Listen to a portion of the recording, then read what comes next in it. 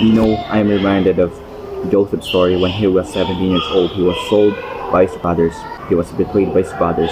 He was sold into slavery. And Joseph's story has, and Joseph in his mind has to have these thoughts of God, what are you doing? What are you doing in my life? Sometimes we have that thought that God, what are you doing in my life?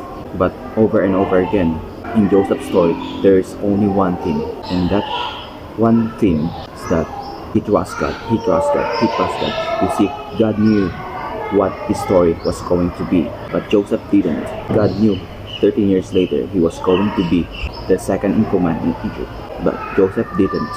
And we hope, if we had to go through something like that, we would like to trust God. I hope we would trust God. We would be willing to trust God, and I hope we would be willing to say, God, I can see the bigger picture. I can see the full picture. But you can, because living in a mission possible life is trusting the plan maker.